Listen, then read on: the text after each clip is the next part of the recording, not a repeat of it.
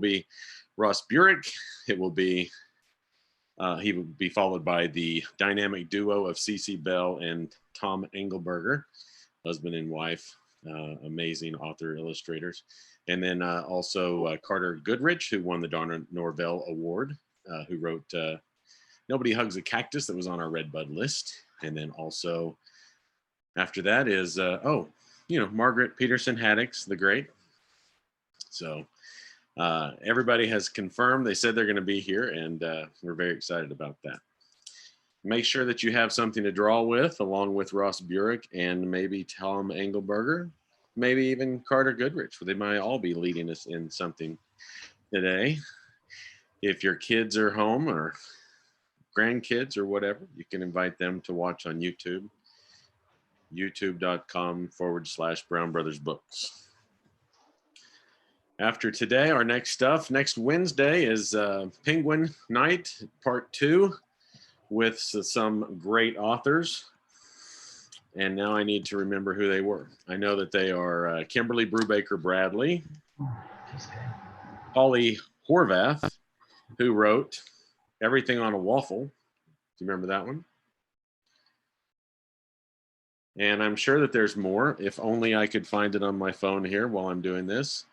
The others are lesser known that they're trying to promote, but it'll still be a fun night just like last time, I'm sure. Kyle, do you want to fill in while I'm looking for this? Kyle, you're muted. So I was just checking to make sure that we are live, and we are live. And so we are, yes, I just wanted to make sure we were live. We are. So we are waiting right now for Ross Burek to join us. His original scheduled time was at 3:40. We are hoping that he's going to show up a few minutes early to go ahead and give us a little bit more than the 20 minutes that he is allotted for. But at 4 o'clock, then we're going to be joined by CC Bell and Tom Engelberger. And so that's very exciting. We've got some more people showing up here. Kenneth's doing research so that he can ask really good questions. Hopefully you all will have some questions, because most of the authors will have a few minutes for some questions and answers. And this is as much your time as anybody else's. So if you have questions for any of the authors, then have them ready to go. Kenneth, you have anything? Yes, the other authors for next Wednesday, besides Kimberly Brubaker Bradley, hello, say that 10 times fast. Kimberly Brubaker Bradley, Polly Horvath, Rob Harrell, J.M.M. Nunez, and Kat Patrick. So you want to look them up and see what they have going. I know that they've got some exciting books coming up. May 29th hasn't developed yet. We're looking at maybe an Oklahoma author night with people like Kimberly Ventrella, Tammy Sauer, Hannah Harrison, and let's see, Brad McClellan. We're going to invite all of them first, if not that night, another night in June. We're also working with Candlewick, developing a date on June 10th for Candlewick night, including Paul Fleischman is one of the potentials for that one, Westlandia author.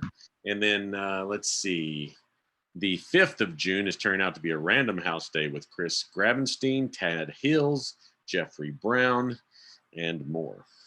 So doing all that from memory, and that's tough as the older I get. Janet, do you have a question? I just want to say again, thank you for doing this. This has been so wonderful in the midst of all of this craziness, and it's something I look forward to every day. It's brought joy to the midst of this very dark time.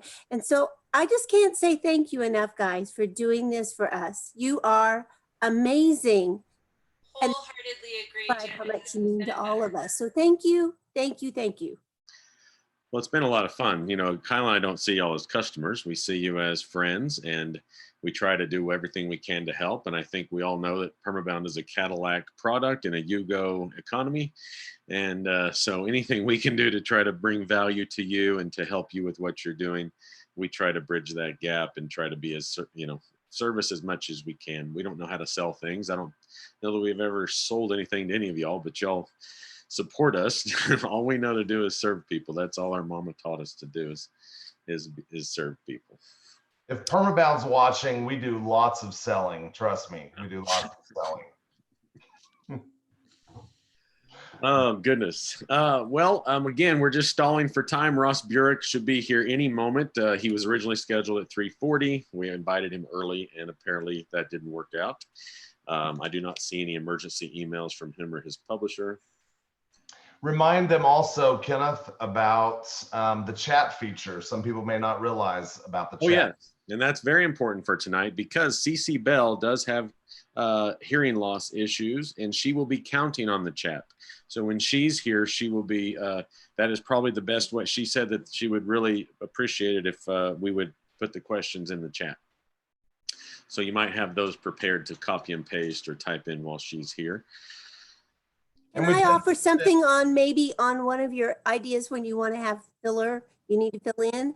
If I could have just a few minutes to talk about Sequoia Chat to help people feel more comfortable about joining Sequoia Chat. I think right now would be a great time. Yes, how about now? Oh, right now? Well, be on Twitter. So you need a Twitter handle and a Twitter account to be on Sequoia Chat. And we meet the third Tuesday of every month. And the way to find us is on that search place on Twitter. You type in hashtag Sequoia Chat. Be careful how you spell it. We should have picked an easier, but anyway, type in hashtag Sequoia Chat, and then you'll find it, and it will keep all of the tweets together. Every time you tweet to the authors or you want to ask something of Jenny or I, you have to include the hashtag so that all the tweets stay together.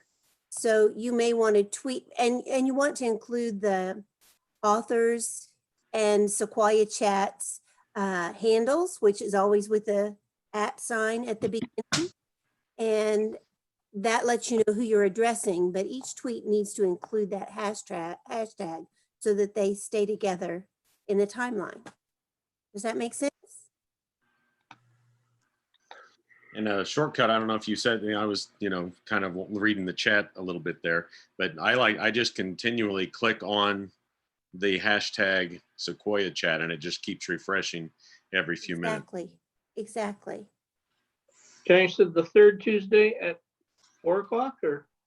It's at 7 o'clock in the evening. 7 Okay. in the evening. That's not always helpful for people like Lisa Thompson, who lives in the UK, but Oklahoma can make it by 7 o'clock. Okay, we've got Mr. Burek in the waiting room, so I'm going to go ahead and add him in, Kenneth. Great.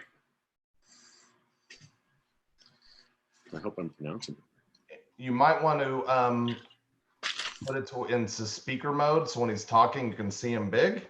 When he's talking, you might think about doing that. I'm going to unmute him here. Here we go. Right. We are so excited today to have Mr. Ross Burek. Am I pronouncing that right? Burek, yeah. Burek, okay. A little bit more on the A than there. I'm Kenneth Brown, and that's Kyle next to me with all the red fuzzy stuff behind him. Hey, how are you? And we're with all of our great Oklahoma friends, some of the greatest librarians and teachers in the world. And we are honored to have a 2020 Red Bud nominee for the very impatient caterpillar, Ross Burek. Thank you for being here today, Ross. Oh, you kidding me? Thank you so much for having me. This is such an honor. So thank you to everyone that was involved. Yeah. And you live in Brooklyn, is that correct? Yes, I am in Brooklyn. All right. Do you want to give us just a brief rundown how life is treating you right now during this weird time? Oh, well, I guess I kind of feel like a caterpillar trapped inside a chrysalis a bit. So it's kind of, it's a bit perfect. Yeah, no, it's, I think I'm going through what everyone else is going through. I've got a couple little kids at home and my wife is a teacher. So, we're all working from home, doing the best we can. But luckily I have found some time to work on my books. And so, in that sense, it's been good, but just doing the best that we can, really. Yeah. Well, your book was definitely one of the highlights of our Redbud Read Aloud Challenge this year, Oh, where thank you. librarians and teachers would read the books head to head, and then they would advance in a bracket. And yours did very well. We just counted the votes the other day. We can't really say anything out loud, but let's just say yours did really well. And Okay. we loved it. I know that you want to get into did you say you wanted to go into a writing thing, or would you like to do a couple questions first? How would you like to? Oh, well, yeah, no, I definitely wanted to, when I do school visits, I always do kind of like a step-by-step drawing of my characters. And so I'd love to do that with whatever students are watching at home, but why don't we save that to the end? And Okay. I'd love to take some questions. Yeah, we can start Okay. off with that. I'm sure other people have questions, but I have just a couple real quick. When we were starting all this, we noticed that people were always talking about how great the story time with Ryan and Craig was. What did you think of that? I know you have a link at your website. Oh, though, I mean, so the first one, I have a book called Truck Full of Ducks, and that was the first time I'd seen that. A couple of the schools, the librarians, everyone was telling me about this video, and so I watched it, and then I actually was so, I was like just so excited about how good their reading was that I ended up sending them the Caterpillar book to hear what they would do with that. And then those guys, they're just so funny. They just understand the books, the humor, and I think they pay attention to all the details in the book. So that's something I really appreciate. Yeah. So. Well, Kyle and I did one. We didn't put it out there publicly, but our Redbud friends used it during the COVID stuff. Oh, and, yeah. We might send you the link to watch that. I would love to see it. Which character did you play? Kyle, which who was the main caterpillar? I played the caterpillar, and Kyle did all the other voices, and we did.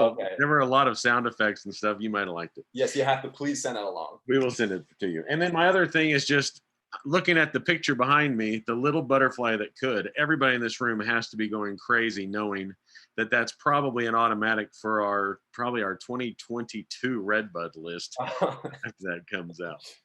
Yeah. How excited are you about that one compared to the caterpillar? So the caterpillar was just, I had so much fun. Sometimes you come up with a character and like the story just flows. And when I came up with the character, the first story, The Very Impatient Caterpillar, just like the character was so much fun to me. So the fact that Scholastic had asked me to do a second book and I got to continue the journey, it was just so much fun.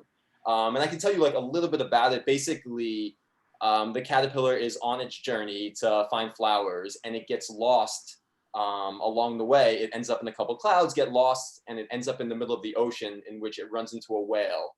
And this whale kind of has to give the now butterfly, it's kind of help it find its courage to continue its journey.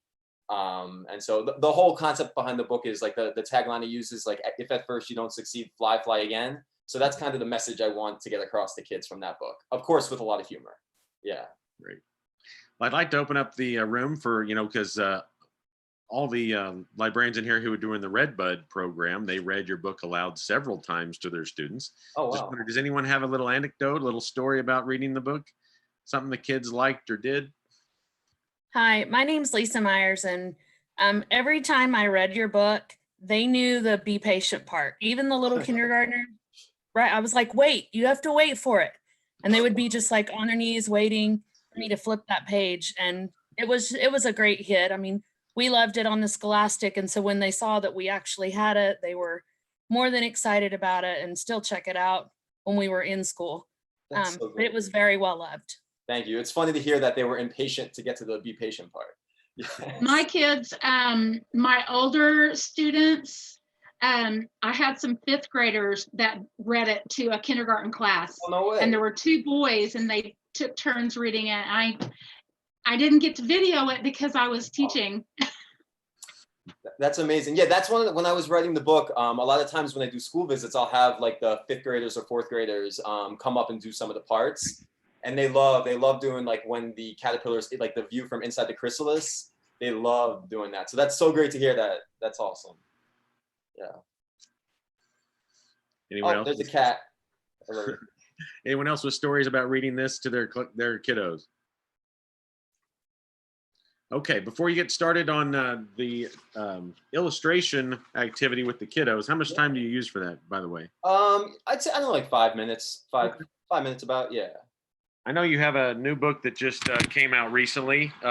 is it part of the Bumble and Bee series? Do you want to tell us a little bit about that series? Yeah, so I actually, I don't know if you haven't actually brought one of those. So I have this early reader series that Scholastic has, and this one's called Bumble and Bee. So this was the first one, and they're just these kind of silly and sweet characters. One of them, Bumble, is a bumblebee, and then Bee is a honeybee, and they have a friend Froggy, and they're just these really fun early readers. So they're 3 short stories, and they're about 42 pages, but there are a lot of sight words, very good for beginning readers. And, kids love that comic style. So when I had an opportunity to be part of this, I was so excited. So the first one was Don't Worry, Be Happy. And then the second one that just came out is called Let's Play Make Believe. And they're just a lot of fun. So for teachers and librarians, if you're looking for ways to get your kids engaged in reading and dealing with sight words, and they're all told in speech bubbles, just like the Caterpillar book, which I find that kids really like. So they can, the parents or guardians or librarians or whoever it is can take one part of one of the characters, and then the kids can really find fun in the fact that they can read the other character. So it's a great, I'm really excited about those. So yeah. And the titles are great too, with the word "bee" spelled with the extra "e." Oh yeah. Yeah, there's a lot of puns. Yeah. And then, of course, other books that you've had, Truck Full of Ducks was a like, as far as the Redbud went, it was like number 17. Okay. We loved it so much. And then your first book was There's a Giraffe in My Soup, or at least that's your very first. Do you mind telling us how that all came about, and maybe what your life was like when that happened and how it changed? Yeah.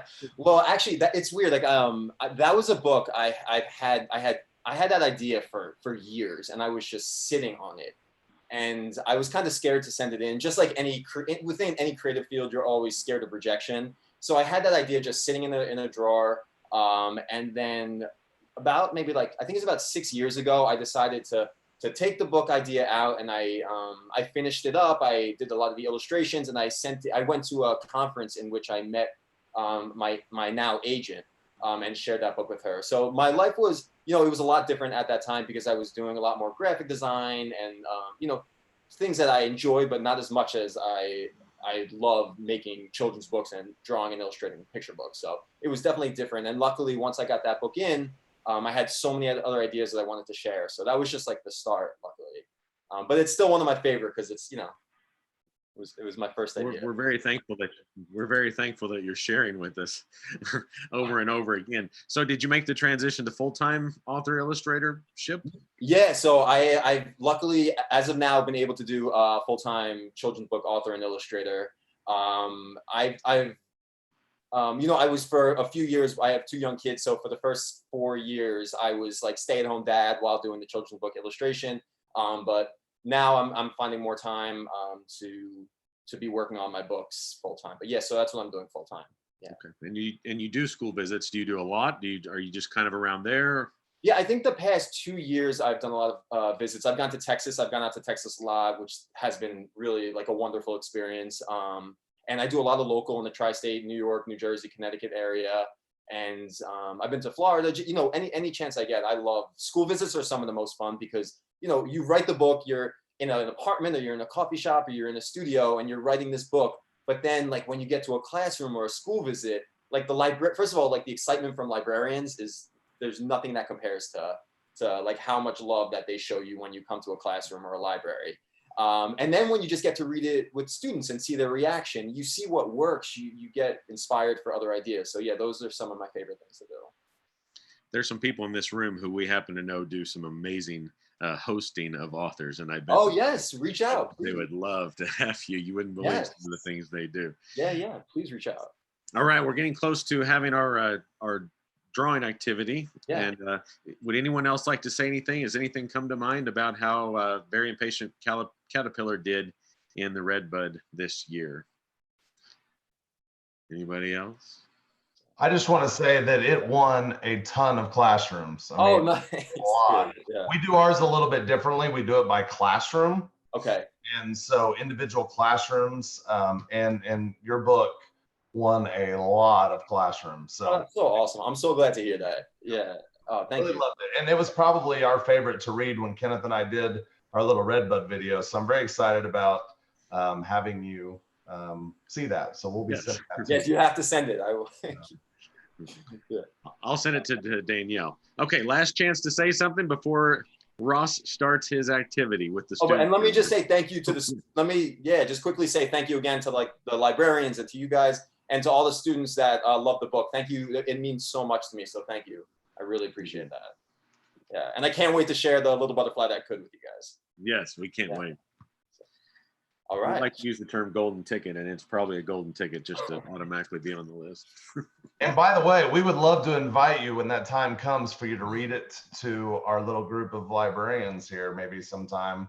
Yeah, of course. Yes. Maybe something like that when we are actually determining that list. We'd love that. So yes, open invite. Yes, just reach out. I will definitely do that. That's awesome. All right, should we get to drawing? Yes. Okay, so I have my screen. I don't know, so I'll just kind of zoom in a little bit, but just for the kids watching at home, basically, I'll try and treat this a little bit like a school visit. And for all of the adults, librarians, you guys, if you want to take a shot at drawing too, grab some paper and pencil. Okay, so I am going to show everyone how I draw the butterfly from the very impatient caterpillar and the little butterfly that could. And I just want to tell all of the kids watching, the students at home, just when I'm drawing, I'm just kind of showing you step by step how I do my drawing. But remember, it does not have to look exactly like mine. I always say the fun thing about drawing is you can never draw wrong. You can only draw your own way. So just have fun with it. And I'm going to show you that, you know, step by step, you can really break any drawing down and you can really draw anything. So, all right, here we go. This is how I draw my butterfly. All right, so first off, I always love to start my drawings with the eyes. So I will start off just by drawing 2 small circles for the eyes like that. Is that zoomed in enough that you guys can see? Do you think? Yeah, okay. Now inside that, I just like to just draw 2 smaller circles. Okay. And then what we're going to do is we are going to just draw a line going down just like that. And then you're going to make the letter C. Just like that to start the mouth. Now, you're just going to make a little line going down in there and then just make the letter J. All right. So just simple shapes, letters, and lines. Next, we're going to make another letter C just like that. And then now what we're going to do is I'm going to draw I'm going to draw the tongue. All you have to do to make the tongue is you just kind of make a lowercase n, just like that. Okay. Now we're just going to draw some teeth. All you have to do is you just make a lowercase w, just like that. And now we're going to do a fun part. We get to draw the antenna. So to do the antenna, you just make 2 swirls, just like this. You go, whoop, and then just another one like that. So just a lot of fun. All right. Next, we're going to draw a line going down to start the rest of the body. And then we're going to make another line going down just like that. And then inside, you're just going to draw an oval. And then inside your oval, you're just going to add a couple lines. You can add like 4 or 5. All right. Okay, now we're going to finish off the body by just making a slanted U. And then you can just put a couple lines inside. Okay, now we're going to draw some legs. So all you have to do to make the legs, and butterflies have 6 legs. All you have to do is you make like kind of like a backwards L there, and then you can just make the same thing on the other side. It's just like that. All right, now we're going to draw some arms. Now in real life, butterflies don't have arms, but that's the fun of cartoons. So you can just make 2 lines like this, and then 2 lines like that. And then you just make 2 lowercase m's for the fingers on each side, just like that. Now, the last part we're going to do is we're going to draw some wings. And all you have to do is butterflies have 4 wing parts. So I always just say you can make 2 hearts. You can just do like this. You can make a heart, and then you can make another heart. Or you can just, if that's too complicated, you can just make like that, almost like an E. And then just like that. And then inside, you can give it whatever pattern you want. So feel free. And then at the end, what's a really fun thing for the kids at home to do is you kind of can make your drawing, you can kind of personalize it and think about what your butterfly might be impatient about. Maybe your butterfly, you can add a speech bubble. And then what you can do is you can add, maybe your butterfly can't wait for its birthday. So maybe your butterfly has a birthday hat on, right? And it's saying something like, is it my birthday yet? Or maybe your butterfly can't wait for the OKC games to get back on. And so maybe it's holding the basketball and it's like, is it basketball time yet, right? Whatever it is, your butterfly can be doing anything. It can be holding a book and maybe it's like, can I read my book yet? Whatever you want, you guys can do that. And then you can draw something or write something in your speech bubble. So I just wanted to kind of show you guys a little step-by-step guide as to how to draw the butterfly. So thank you so much for your time. Yeah. That's amazing. Is anyone going to hold up their? Oh yes, if anyone wants to hold There up you the butterfly. Oh, that's so good. Wow, look at those butterflies. Wow, that's amazing. Yeah. According to those results, that makes you very qualified to be a teacher. Oh, nice. Did you ever feel a call to do that? Well, my wife's actually a teacher, so she has taught me very well. But yeah, I mean, I've never thought. I've definitely thought about wanting to be an art teacher. But yeah.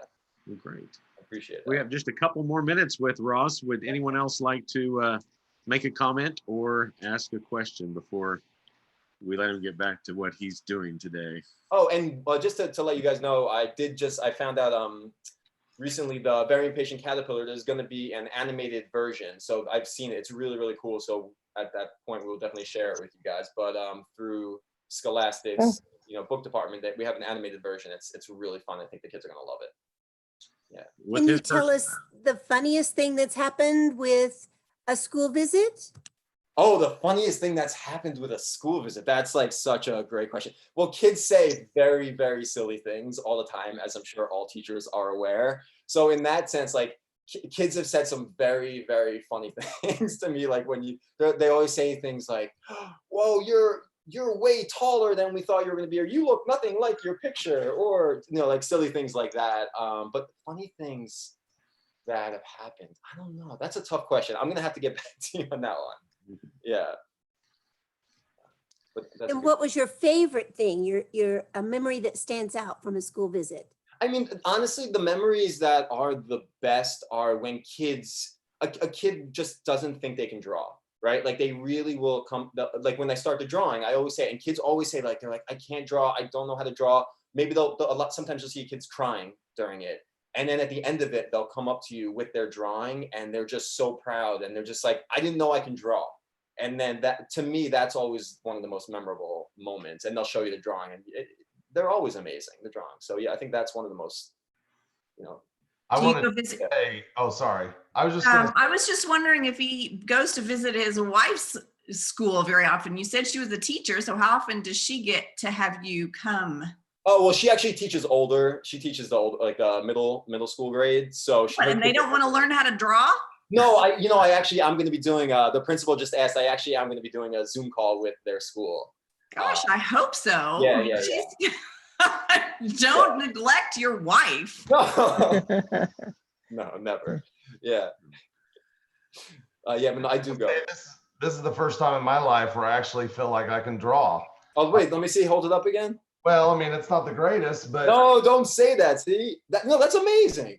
You should be very proud. Oh, and kids at home, don't forget to sign your drawings because you should be extremely proud of them. So do not forget to sign them. Yeah. What a great time we have had today. We wish we could have spent more time today. Ross Burek, the author of The Very Impatient Caterpillar, a huge hit in our Red Buds. And then also next, you look for 2022, The Little Butterfly That Could. Make sure you add all of his books to your library collection when you get back to school this fall. And we are just honored to have you. Thank you for blessing our friends today, Ross. Thank you again for having me. And thank you especially to you guys and to the teachers, librarians. Thank you for all that you do. Thank you so much. Well, thank you so much. You take care. Best Bye, wishes. Take care. Bye. Bye. Our next guests are what we refer to as the dynamic duo around here. CC Bell and Tom Engelberger are amazing author-illustrator couple, and we are so delighted and so thankful to have two best-selling authors, illustrators who have just received tons of awards and just have really blessed our kiddos year after year. Hello, Tom and Cece. Hey, how you guys doing? Welcome. Hey, it's nice to see everybody. Hi out there. Hi. I've Hey, always, everybody. Good to see you. I'm telling you, I've always loved your energy. I've met Tom several times because we always stalk him at TLA to ask him to do a video to, say thank you when he won an Origami Yoda and things like that. We're always bugging you for autographs at TLA. Just the energy that y'all possess is just off the charts. Again, just thank you so much for being here today. Thanks for having us. Yeah, this is great. I'm so Yeah. glad to see you guys. I came so close to coming out and to seeing you all back when, I think when Origami Yoda got the award. I was so close to coming out there and it didn't work out. And I've always wanted to get to talk to everybody. Yes. Well, everybody's here to hear about your newest things, but also reminisce a little bit about all the great books that you've written in the past. If you want to do anything with illustrating today, that's always fun too. We have plenty of time for that, and we have kids watching on YouTube Live. So can we start with Cece? Is that okay? Starting with me. All right. I'm still adapting to all these tiny little screens. Make the lip reading, I'm like, what? So forgive me if I have some trouble now and then. But oh, that worked. Okay, he zoomed in on you. So I thought I would just talk a little bit about some of my more recent books that have come out recently. Some of you may know the Chicken Brain Smell My Foot book, which is a what is it? It's like an early reader baby's first graphic novel, if you want to call it that. And the whole thing is in comic book form, very, very weird. I was very excited that this book got published because it's definitely on the weirder end of the spectrum. And I think my goal as in children's books is always to make kids laugh with the weirdest thing possible. And earlier in my career, I don't think that I had a hard time getting the weird stuff published. But after El Defo came and went, I had a little bit more clout. And so now I'm using that to publish really weird things. And so this is one of them. And there's a follow-up that actually came up in March. And I think it rightfully so got overshadowed by all the coronavirus news, which that's what happens. But that book is same characters, but egg or eyeball. And so if this book is weird, this book is even weirder. And this may be the apex of my career right here. I mean, I'm very pleased with how this book came out. So basically it's just a long discussion between a brain and a chick and a cat and a dog, and then something else that no one knows quite what it is, whether or not this little object there is an egg or an eyeball. So you don't really find out until the end.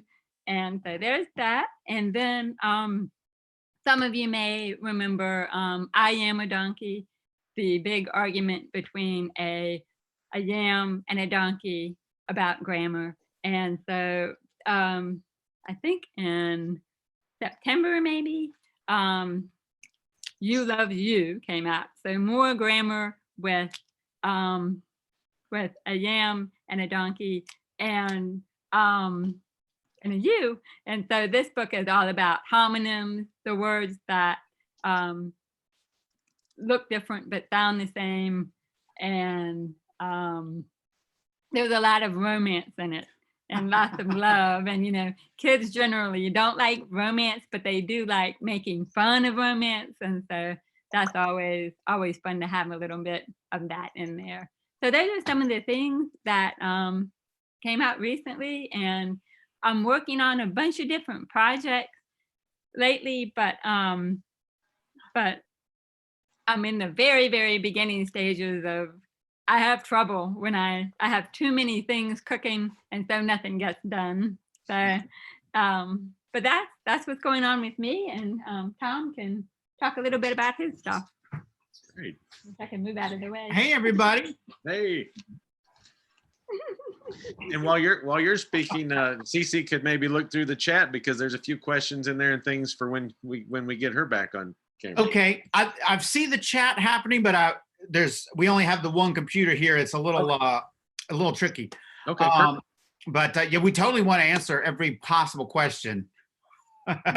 And we have nothing to hide. We're completely transparent. We welcome your investigations. So some of you hopefully remember good old Origami Yoda. This is thank you. This is the 10th anniversary of Origami Yoda.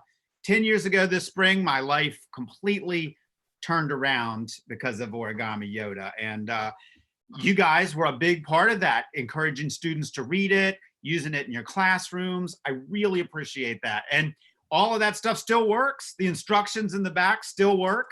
A lot of things have changed in 10 years, but paper still folds in pretty much the same way. So if I can get to the instructions, they're here somewhere.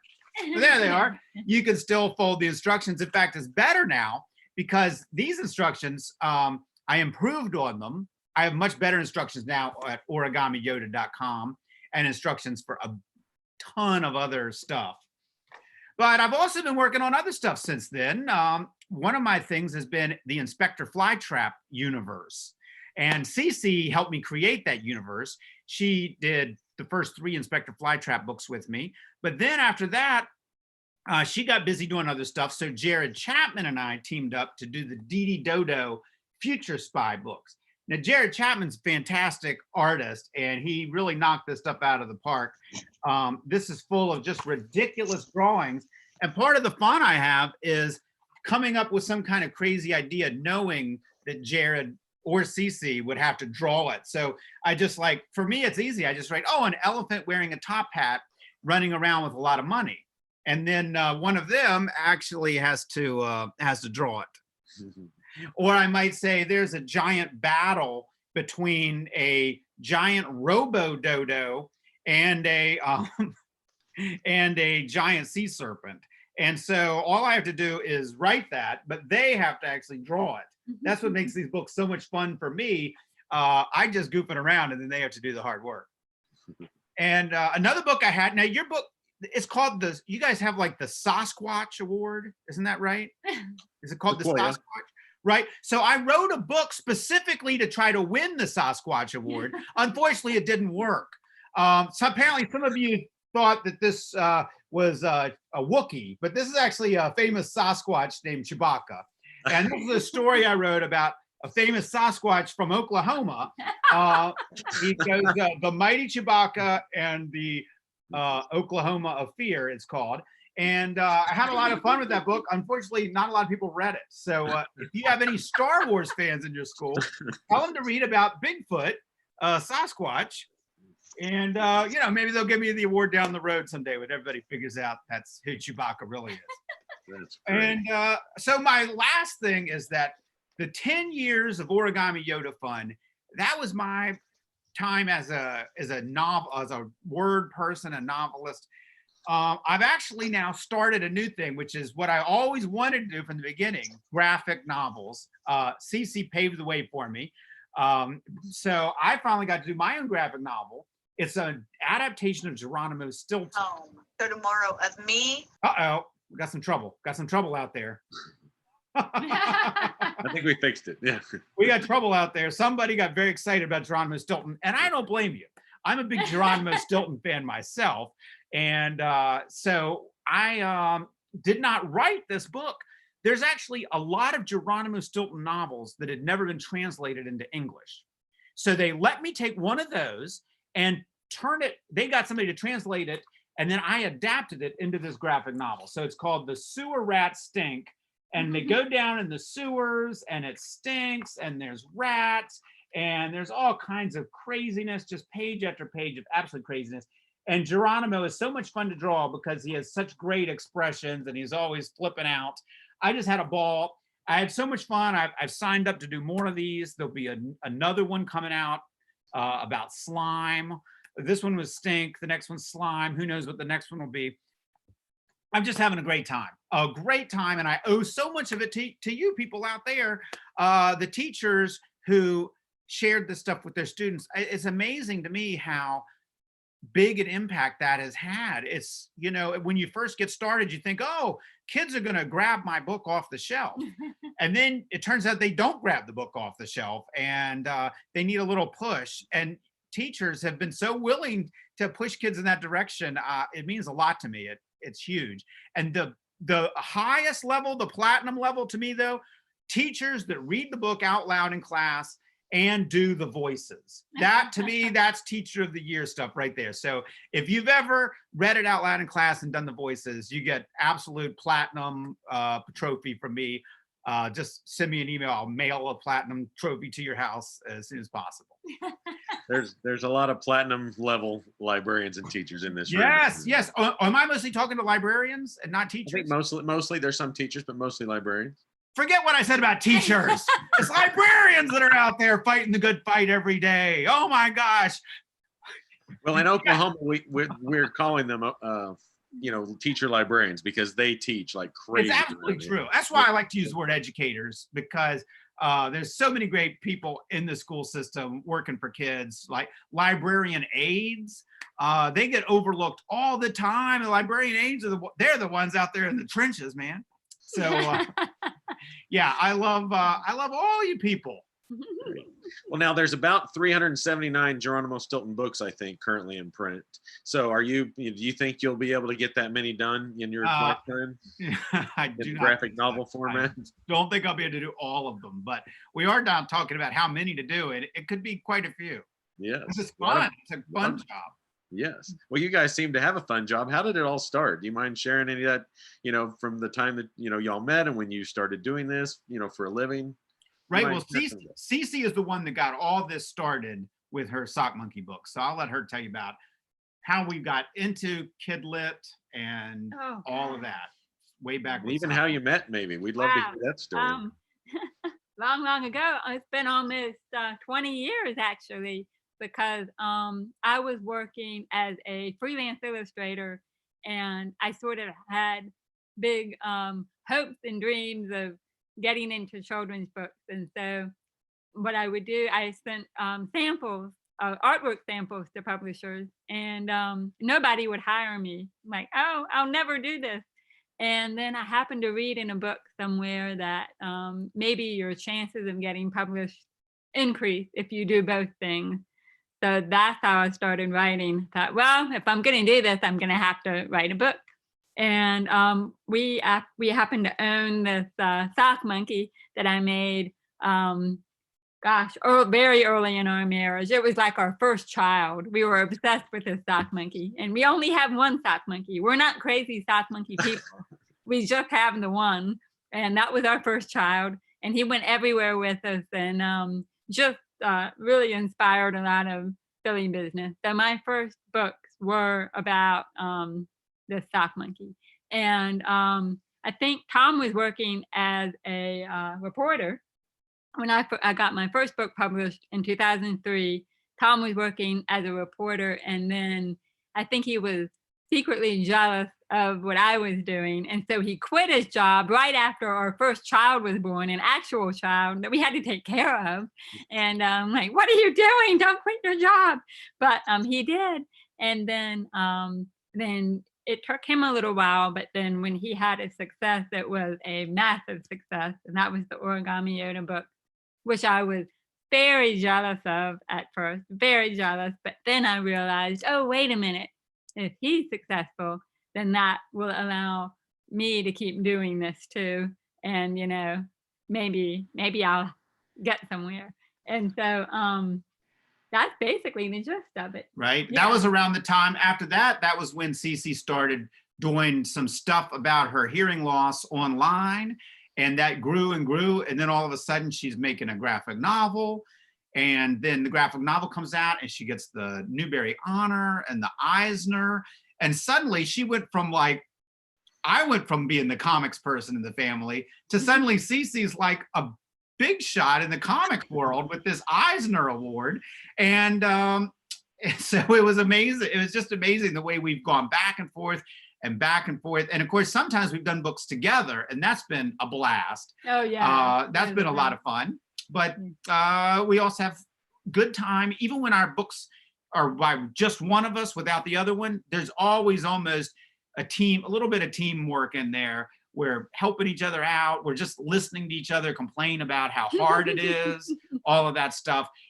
We really do make a good team, I think. Absolutely. Yeah, it really is nice to be able to, like, maybe the cover of your book that has been submitted to you, maybe you didn't get to have as much input into your cover as you like, and you get this cover by email from your editor and you hate it, and so we get to have these conversations about how much we hate this cover that no one else would care about, and it's like such a dumb problem to have, but it's so nice to be able to talk to somebody sympathetic about how much you hate that cover or how much you love it, however it goes.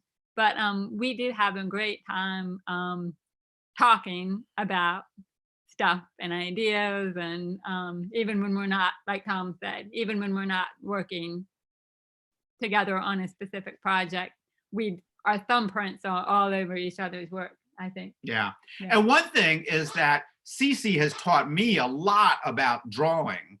And back even from when you first taught me how to draw a dog back in college. And Cece's really great at drawing simple stuff. And that was a big eye opener for me because I was always getting too fiddly and messy with stuff. So I think Cece would love to show you how she draws something. And then I can draw something too. And you guys interested in that? Yes. Does everybody have a pen and paper so they can go along? Okay. Do you want to go first? Okay, sure.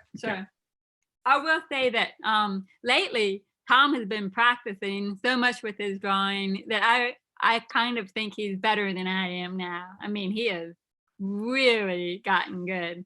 And so my drawings get simpler and simpler, and his get more and more detailed, and wow.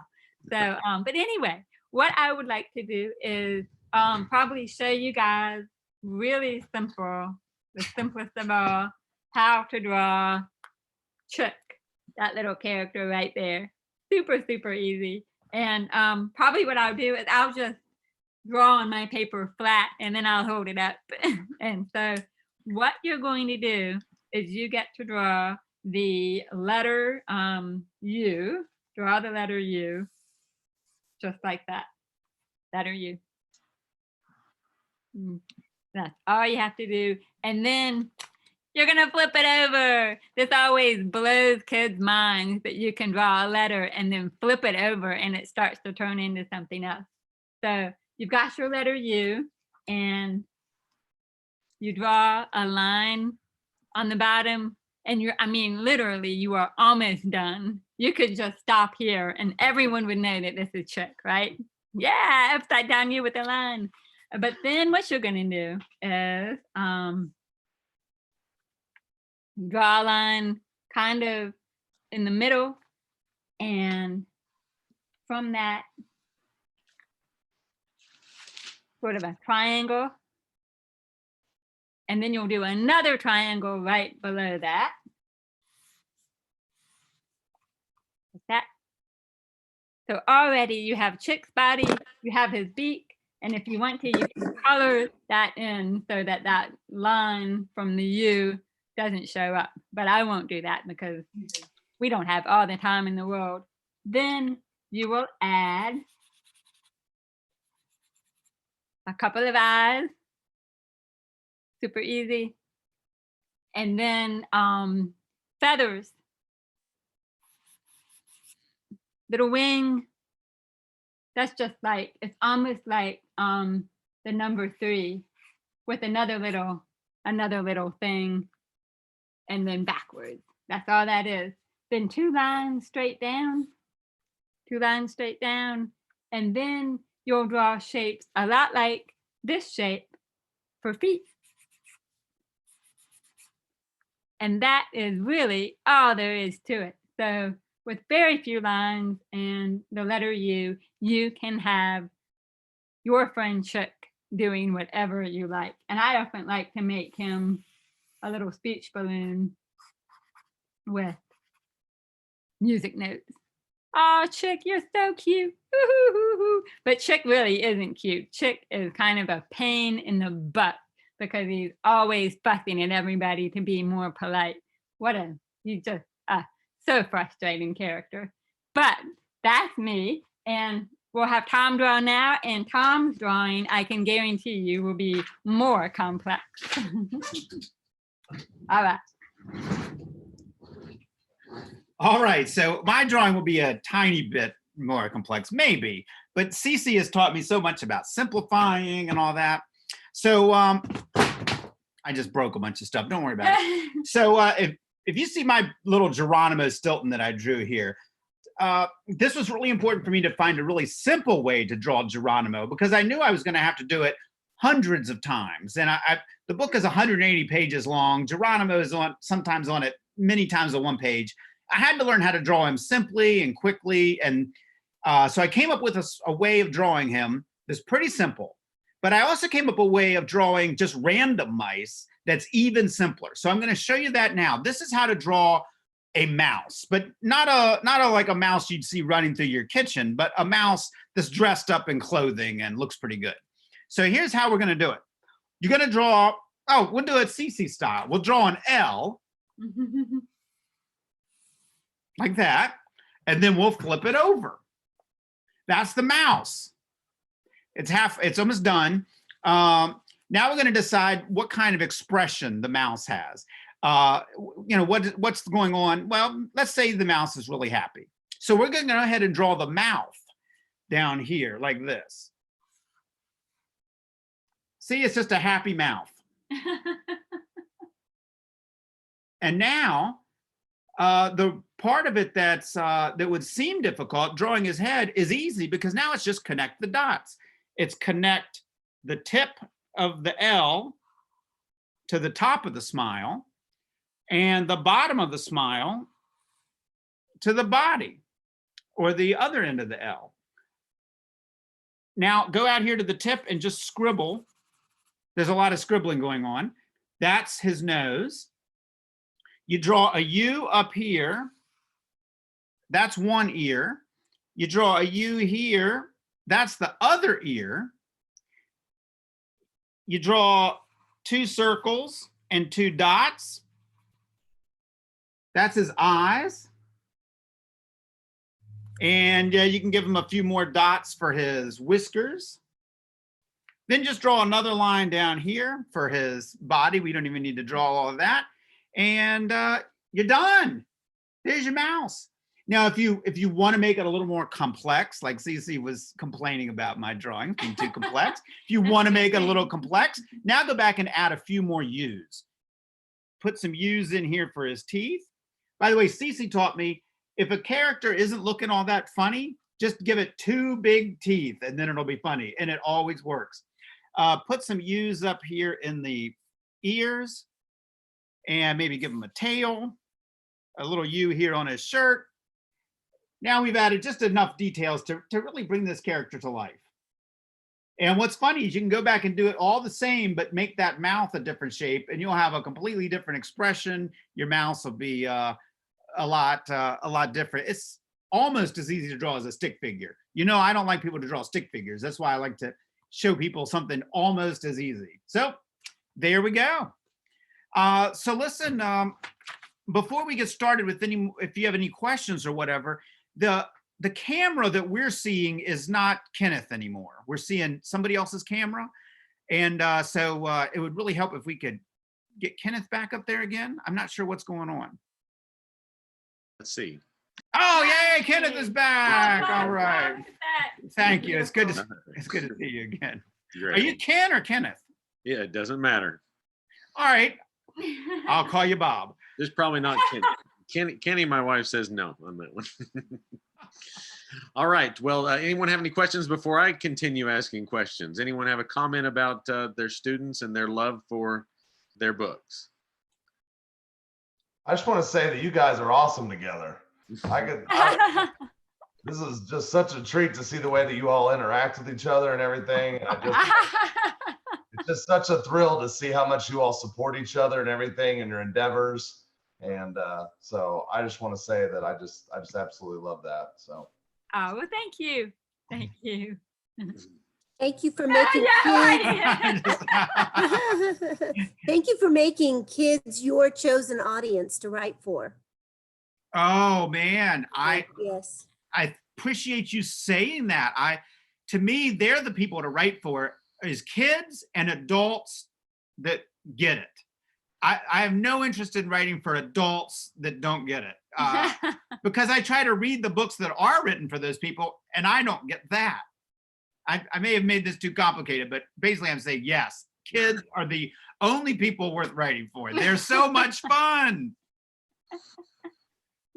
And I just want to say, if it's okay, that I am a elementary librarian through K through 5th, and it's a fun thing because kids don't know who Tom Engelberger is yet. And so every year I have a whole shelf of the series around the case of Origami Yoda. And I get to say, oh, have you read the case of Origami Yoda? And they say no. And then they tell her, and then that week, my whole shelf will be empty, and they come back, and it is so fun to remember that I get to introduce that every year. And I have to say, CC too, I didn't know this relationship. It's very exciting. Elle Defo last year was a hugely popular book at my school. And I think part of it is the initial draw of the graphic novel, which I just love so much. But also we have several kids at our school who have hearing loss in one way or the other. My own two children, my own personal children, both have bilateral sensory hearing loss. Yeah, but our district is supportive. And so a lot of kids have this technology in the classroom. And so it was nice to have a book that represented some of these friends that we've been going to school with all these years, yes, to have their own character. So it's just really fun to get to meet you and talk to you and have you teach. I'm going to put these up in the library next year, and they are going to love it. Yay, They'll be famous. That's so cool. Thank you so much for sharing our stuff. Oh, thank you for sharing with us today. Appreciate it. Yeah, that's awesome. Yeah, that's exactly what I was talking about, is like you said, kids don't have any idea who I am. They need a librarian to shove them towards the right shelf. And what I like is that a good librarian, and I can tell you are one, they don't always shove them at Tom Engelberger. They might shove them at Lisa Yee, if Lisa Yee is the person they need, or they might shove them at Dogman. Well, you can shove just about anybody at Dogman. There's a lot of shoving going on. Like, yeah, you can. But you know, a great librarian knows which books to shove the kid at, and it means a lot to all of us. Shove the kid. Love it. And Kyle and I, you know, we're always picking out books for big projects for schools. Like I'm doing a new school right now, and one of the very first things I do is I type in Tom Engelberger and CC Bell and just click on everything and just put them in the cart automatically. So you guys are definitely top priority when it comes to a complete school collection. It's really cool to just all your success just seems really awesome. Now, you talked earlier about working together, and we know everybody who's met you today loves your relationship. Does competition ever come in? Do you do some ribbing? Do you compete? I mean, how does that work? I'm the more competitive one, I think, by far. I get really jealous really fast. And when the Origami Yoda book came out, and then they just went from 0 to 100 very quickly, I had not had that experience. And for a while there, it seemed like every day Tom would say something like, oh, I just got another award, or I don't know, Dave Pilkey loves me, or whatever. And it got to the point where at one point I said, I said, Tom, don't tell me anything positive about your book for a little while, because I mean it's such an ugly emotion, that envy and jealousy, but it's there. And And I was kind of a butt, I think. But but I got over it. Once again, I had that revelation. Wait a minute, if he's successful, then I can keep doing this too. And that was a good epiphany to have. So but some of that competition is really good. And it's not even competition. It's which one of us can be funnier and make the other one laugh harder. So much of it is about who can make the other one laugh. And so like I'll say something funny and then Tom tries to top it, or vice versa. Always trying to top each other, but in a playful way. And that's actually pretty helpful for our work. But I'm not always the most pleasant. No, she's always pleasant. She's always pleasant. Do you have separate workspaces? Yes, right now we're at Cece's barn. She got that's the cow. She got this barn so that I would stop bugging her all the time. It's true. And so that I would stop taking her art supplies and making a mess. So she left me behind. She moved all of her work into the barn. And then I got my own office, and then the cats took over the office. So I now have what I don't even know what I have anymore. The cats are probably whatever I've got left, they're probably ransacking it right now. But yeah, it is important to have separate spaces.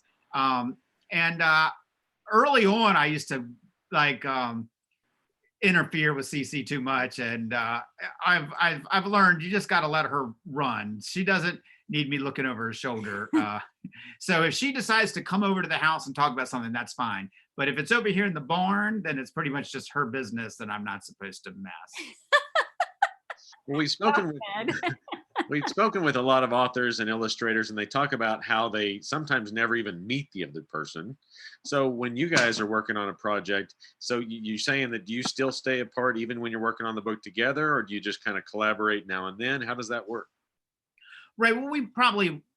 Well, like Cranky Doodle, our first book together, we wrote that in the car on the way back from New York City. I think we had been up to Book Expo, and we were driving back, and we just came up with it. We wrote it back. We went back and forth trying to make each other laugh. And so the creation of the book was 100% together, both of us adding stuff. But then when we got back, I wrote the words down and Cece drew the pictures. It took me probably a good 25 minutes to write the words down, and then Cece spent like 6 months on the paintings. It almost doesn't seem fair. Really, I often don't show Tom the illustrations that I'm working on. I send them straight to the editor, because that's just when Tom, I take criticism really well, except for this person, from Tom, it's just like, no. And I often get kind of hostile. So I send it to the editor, and then I can say, well, the editor approved it. But almost the whole time, you usually like what I come up with.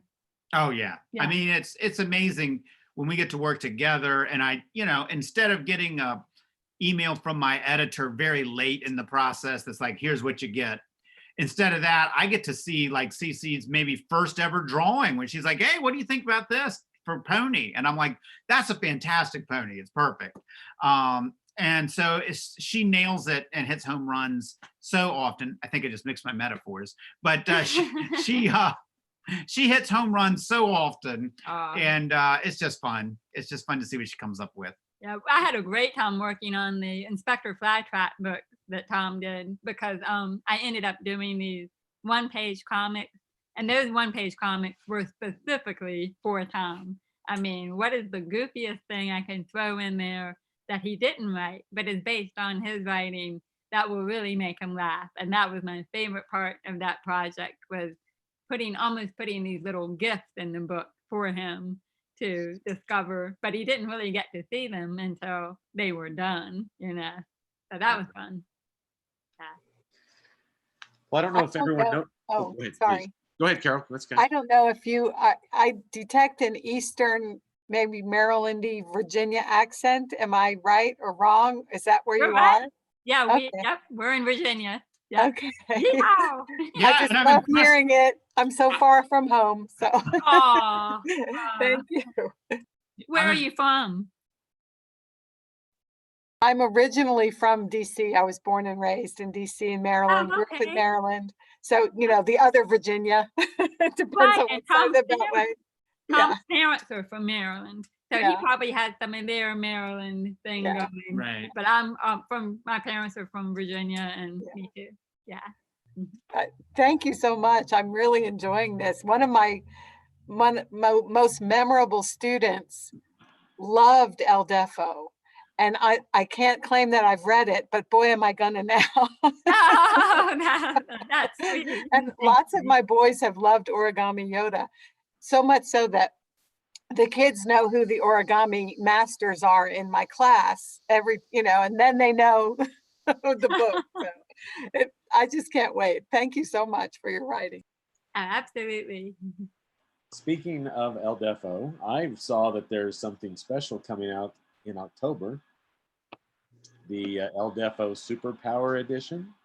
He's talking about your superpower edition. Oh, my superpowered edition. Right. Thank you. I'm really bad at PR, so come on, join the club. Yes, in October. It's not a sequel. It's El Defo the book with an extra, almost like when you get a DVD from a movie and then it has all these extras.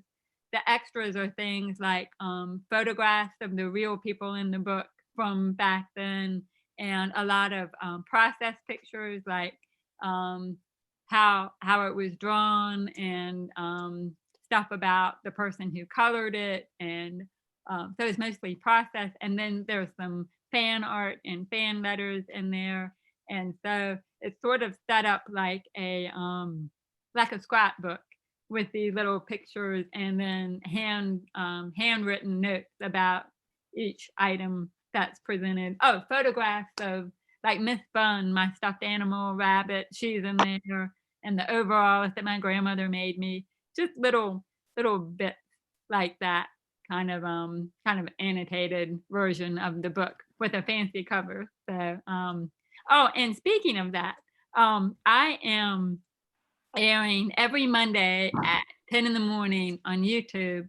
I'm doing these sort of deep dives into each chapter of El Defo, like the big time inside story. And they're about 25 to 30 minutes long, me, blah, blah, blah, running my mouth, but explaining some of the pop culture references, especially for kids. I'm trying to teach these kids the 70s were awesome, Twister and the kind of music we were listening to and that kind of thing. So those happen. I'm up to chapter 8, and they show up just about every Monday. And when I get to chapter 10, I'm hoping to have do a Zoom recording interview with Martha, my friend from the book, and so we can finally get her take on the events that happen in the book. So that's out there too.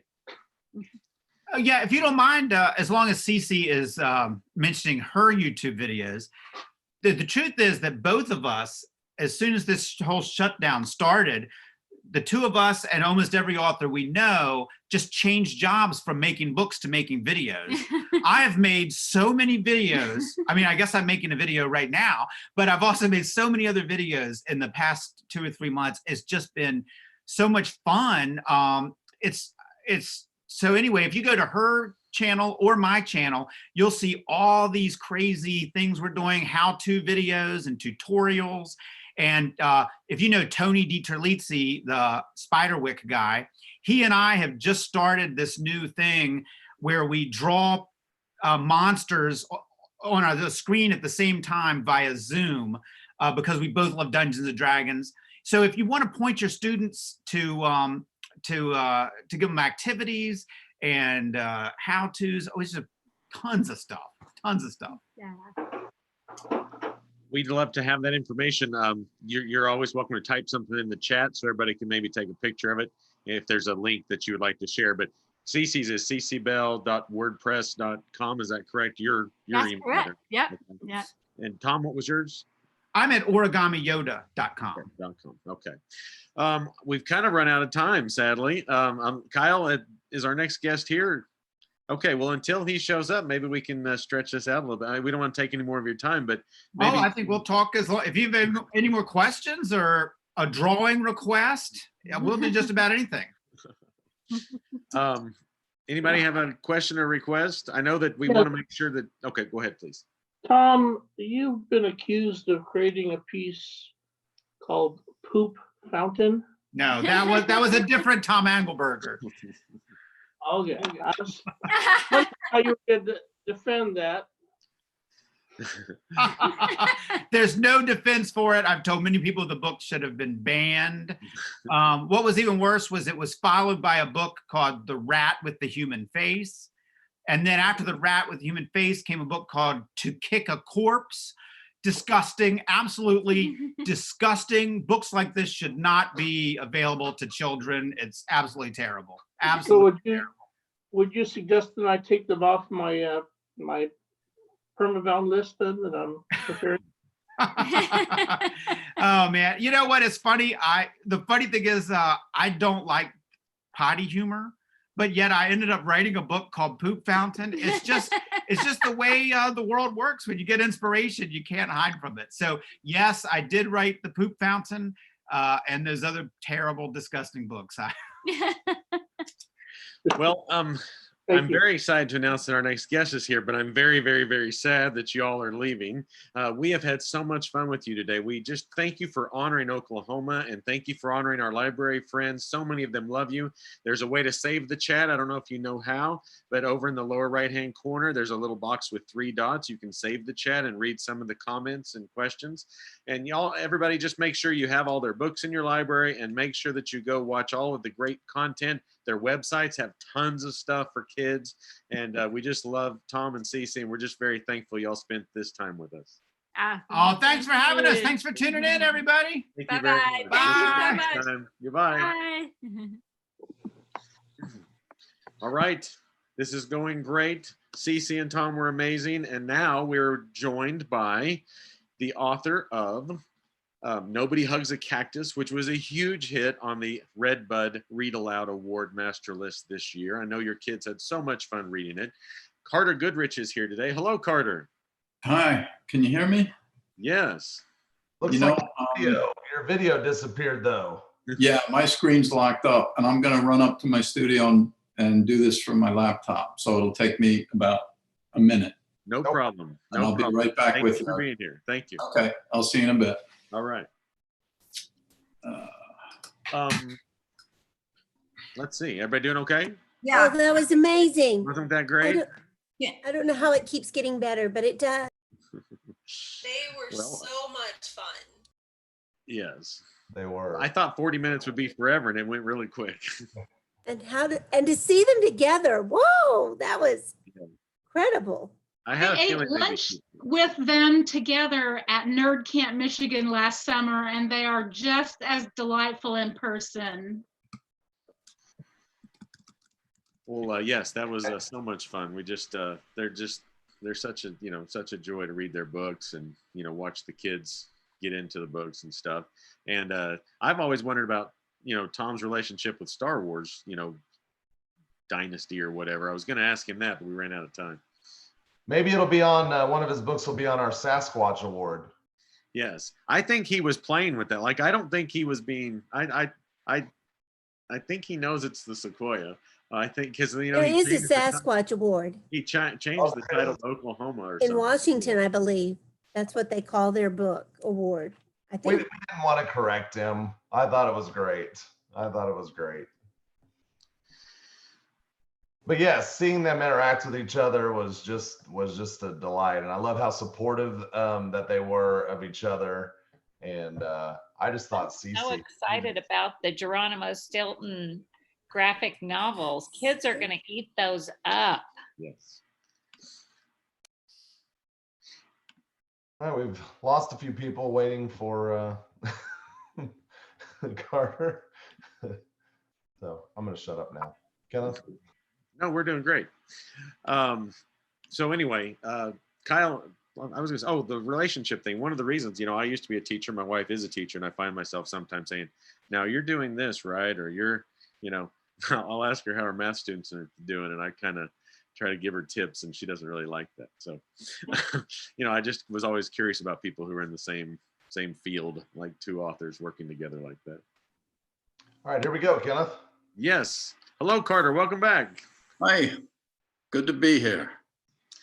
Well, ladies and gentlemen, Carter Goodrich is here, and he's not one like our normal guest where he's just a full-time children's author or illustrator. Carter Goodrich has been involved in so many movies that your kiddos have watched: Prince of Egypt, Shrek, Open Season, Ratatouille, Despicable Me, and just the list goes on and on about all the things he's been art director on. He's been involved in the project, and that's really exciting. Plus, he's been involved with, I know, at least 17, if not more, New Yorker covers and made them happen. Carter, I hope I'm saying all this stuff right. Yeah. Oh, good. I'm on the right track. But he's blessed all of us, all of our Oklahoma Library friends here, with such a wonderful book, Nobody Hugs a Cactus, which we absolutely love. So we'd love to talk to you about that today, maybe hear a little bit about your art, your inspiration, some of the things that you're working on, and maybe if you have another great children's book waiting for us soon. Well, happy to talk about it. Let's see, where to begin. You want to just... Certainly. Well, the main character, tell us about where he came from. Actually, in a dream, and it was right before I woke up. This cactus was holding its arms out and kind of pleading. It had all the spines inside the mouth. It was a little bit horrifying, but I thought about it afterwards, and I thought there must be a story in there. And it wasn't until I finished the book and it came out and somebody told me, hey, the first review's out on Amazon. And I went and I realized, oh my God, there are a lot of books with this particular slant to them. I was kind of taken aback. I thought if I had done that before I started the book, I don't think I would have done it. There's a lot of cactuses that want to hug on T-shirts and mugs and everything else. It was a bit embarrassing. I guess a lot of people had that dream. But we didn't think that though. As we were reading it, it's so unique. And of course, Kyle's and my mom's name's Rosie, and so we love that there was a character in it called named Rosie. So we love that. So as far as dealing with schools, you haven't written a ton of children's books. Is that do you go to school visits? Do you meet students? Do you meet kids who have read your book? I don't. I haven't. I've communicated with some. I get emails now and then, and always respond to them, and it's always great to hear from them. But I'll be honest, I feel a little out of my depth when I'm not married. I don't have kids, and so I feel a little bit like an interloper, But I enjoy I enjoy having the email conversations with them, and it's great to hear these kids are excited by some of these books, and it always surprises me. But it's been a real education from the first one to this latest one. I mean, we're very thankful that you had chose to use your talents for the kids. I mean, I know that you write a lot, you draw a lot for the adults, with the New Yorker, because kids obviously don't read that, but then using it for the animation and all those movies. Real quick, let's touch base on or talk about Nobody Hugs a Cactus. Is there anyone in the room, when we read the Red Bud Challenge in the classrooms, they read them head to head with other books, and the kids just fall in love with them, and the librarians in here read them over and over and over. Is there anything that anybody in the room would like to say about their experiences with Nobody Hugs a Cactus? I had kids crying. They were so sad for the cactus. Really? Yes. Little kindergartners saying, somebody give him a hug. They loved it. Absolutely loved it. That's great to hear. it is kind of autobiographical, I think, in a certain way. Well, I do want to say, I don't know if you've been made aware, it did win a Donna Norvell Award here in Oklahoma. And if I knew Donna Norvell before her passing, and she was just an amazing, amazing lady that used to run our State Department of Education, and Department of Libraries, excuse me. And so your book won that. And the other thing I wanted to say about that was that, not about the Donna Norvell, we do the Red Bud every year, and we have a committee of people that all get together. And very rarely do we have somebody that on their list that they turn in, they put their foot down and they say, this book has to be on the Red Bud list. And your book this year, we had, I don't know if Shireen Racer's in here, but she wrote down on her piece of paper, if this book is not on the list, I'm going to be mad. And so we were very honored and very excited whenever everybody that read agreed with her. And it was an easy, easy choice for our Red Bud. And so I just want to say congratulations on the Donna Norvell. That's a huge honor here in Oklahoma. And then we're very excited that your book was also on our Red Bud. So I'll shut up now. Thank you. I haven't had a lot of literary awards, so these mean a lot to me, the ones I have received. I take this very seriously. It's as I say, I feel I'm still not completely comfortable with it as an art form, or I feel a little bit like I'm over my head with a lot of this stuff, but I do love doing them, and it's hard to do because I have to kind of do them in between the rest of the work I'm doing, and somehow find the time to do them. But I don't feel like I've found the balance that I want to hit with the images and the writing. They usually, they kind of tip back and forth. This one came close, but it's still not quite there. So that's my windmill to keep tilting at, I guess, and keeps me going.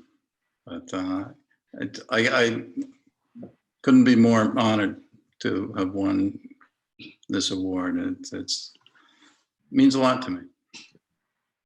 Any other comments about Nobody Hugs a Cactus? About your kids' reactions to it? Anybody else? I was going to ask if he has another book coming out, or if he has an idea for another book. I do. I just submitted it, I guess, about 3 or 4 months ago, and they're excited to work with me on it, Simon & Schuster, and I'm hoping that this is the one that I was just talking about. That it's kind of old-fashioned, I think, in as far as both the subject matter and the storytelling, but I'm really excited to begin working on the finished art because I can see it very much in my mind's eye, and not quite sure how some of these, none of these are easy to do, but some are really harder than others. And Cactus was, although I knew exactly what I wanted to do with it, they turned out to be really big watercolors. And that's a difficult medium to work on a large scale. It gets away from you quickly, and you have to hit it at a certain tempo. And I don't know how many times I did all those pieces over and over again. And there was a lot of frustration, a lot of blue language in this studio, and a lot of broken paintbrushes. But the next one is going to be, I think I'm going to mix the media a little bit more, kind of the way I used to work, working a lot of colored pencil in with the watercolor. So that tends to actually make it a little bit easier in terms of just slowing the whole process down a little bit. But I'm not sure that I'm making any sense in anything I'm saying. No, you totally are. And Kyle and I had a fun experience with your book. In order to help out during the COVID stuff, we did a recording of a few of the red buds so that they could show them to their students privately. You know, we didn't put them out public or anything, but just the way it was, the drawings, Kyle did the voices for all the characters except for the cactus. And just, it was so easy for him to do it because of the way they were drawn. They had so much personality already. He just, I mean, when we were doing the video, he just popped them out and they were perfect for them. And so again, we had a lot of fun with the recording that video of your book. Okay, any others before we move on to another question or two before we let Carter go? Oh, sorry, go ahead. Sorry, Carter, I'd like to say I appreciate you saying that you don't feel like you're all the way there yet, because so many authors, we've seen a lot of authors these last few, I don't even know how many weeks it's been, but I appreciate you saying that because I can share that with my students to say, you know, even though this author has a book and you think everything, you know, you're still trying to improve upon yourself. And that's a really important message. And I really appreciate you saying that. Oh, yeah. Well, it is important. You know, and actually that's why it's interesting to me, because when the arts are concerned, I think you always have to kind of go into the woods with everything you do and get beyond what you're comfortable doing. And it can be really frustrating, but it's the only way you grow. And you know, it's like I said, it's been such a great education. I have a great editor at Simon & Schuster, and he's taught me so much with these things. And the process of distilling the story, finding, you know, I've been happy with some of these books, and he's not quite, he knows it's not quite there, and we discuss it, and he's never heavy-handed, but he kind of gently leads me along to and he lets me kind of find it. He probably already found it long before I do, but it is fascinating. I just hope I don't go in reverse and start, you know, but I probably will. That's part of it. So. Well, of all your talent, oh, go ahead. Yes, please, go ahead. Sorry, I have a question. Do you start with the painting or the words? The words. I try to get the story close to where it's going to be, and I do a dummy beforehand, not, you know, just pretty rough sketches, along with my first version of the story, or one that I feel comfortable with, and then we go from there. I don't start working on the finished artwork until we're pretty settled with the story, because for obvious reasons I don't want to labor over something that will then be tossed out. So yeah, it's kind of, they sort of work together, you know. It's like working on these animated movies. They don't have anything concrete. It all just kind of moves along, you know, the different aspects of the movie, the visuals and the storytelling and everything. It's kind of a rolling chaos, really. And so I guess the books are a little bit that way for me. Was there one more person that was trying to say something? I was going to just say how much, and you may have talked about this because I was in and out getting food for my family, but I absolutely loved the page in the cactus with the cowboy. And when I was reading it for the first time and I got to that page, I just cracked up at the cowboy, and the kids kind of looked at me. I mean, I think that they loved the book, and had we stayed and voted at school and not been sent home, it was definitely one that so many of my kids were leaning towards. But that page, I don't know, it just made me laugh out loud. And I enjoyed being able, we talked earlier about our voices changing when we're reading different stories, but I came up with different voices for each one. But that cowboy page was just the funnest, and I just really enjoyed it. But I loved your book. It's one of my favorite picture books I have. Thank you. That's great to hear, because actually, when I had them all in sketch form, that was the one I couldn't wait to do. And I had the hardest time with that spread. I don't know how many times I did it. I think maybe 6 or 7 times. And it was so frustrating because I couldn't get it. I knew exactly what I wanted it to look like, and I couldn't get it there. And in the end, I basically thought I got to move on. So Well, to I- hear that it hit you that way, that's really nice to hear. I appreciate that. Yeah, it was kind of fun doing his. You can kind of see the way he was walking. And, like a strut. yeah. This has been a real blessing having you here. I have one last one. We have about 1 minute left. Okay. With all your talents, all the things you've done, what would be the next email or phone call that your dream, hey, the next project coming up? Like, is that a fair question to ask? Yeah, sure. It's a fair question. I don't know that I can answer it. And lately, it would be nice to get another cover for the New Yorker. I can't seem to land one, and it's been frustrating. But I would love to kind of go full time with the books, and I have a bunch of ideas and a lot of stuff I'd like to get to. So I guess it's more of a general thing. I'd like to have the time to just kind of move my focus to that area and pursue that alone. You've got a great fan base here. We sure do like Carter Goodrich, and we love your work and love the Cactus book. Well, congratulations on all your success. Thank you for spending this time with us today. We're honored to have you. Thank you for blessing our friends, and very best wishes going forward with your success. Thanks so much. I really appreciate it. Thank you, everybody. Thank you for being here. Okay, so long. By the way, you might save the chat before you go. Feel free to save the chat. And if you have a good contact, if you want to share it, you don't have to. But if you have a way that you do like people to communicate with you, then feel free to share that as well real quick.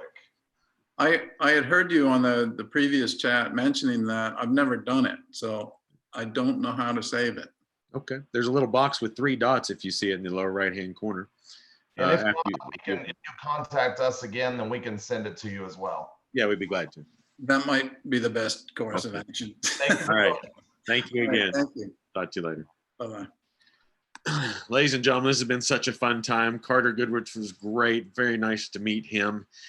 We're the next guest is going to make me tongue-tied because she's the first author I fell in love with once I started this job 20 years ago.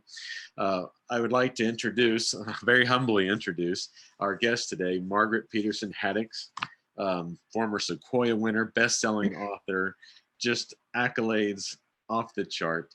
And I met her once. She probably doesn't remember this, but I was in awe. So we would like to welcome you to Oklahoma Chat with the Brown Brothers. Hello, Margaret Peterson Haddix. Hello, thank you for having me. It is very nice. I can tell you that one of my last school visits before everything shut down was in Oklahoma, and I had a great time. So I kind of feel like I've come back. I'm really sorry I can't specifically say that I remember meeting you when I was there for the Sequoia Award, but I do remember that was a lovely time. One of my most vivid memories about that trip was, I can't remember exactly what year it was, but at the time I did not have a website yet. And 5 Oklahoma librarians picked me up at the airport and spent the whole time telling me why I needed to start having a website. And they were right. I mean, it was wisdom from the mouth of Oklahoma school librarians. Well, the Oklahoma librarians are amazing. So they are a lot of, they have a lot of foresight and, into things like that. So anyway, I'm not going to take a lot of people's time. I just want to remind everybody, Running Out of Time was the book that won the Sequoia Award, and that goes back a long time. Was that your first book? Running Out of Time was my very first book, yes. And how amazing was it?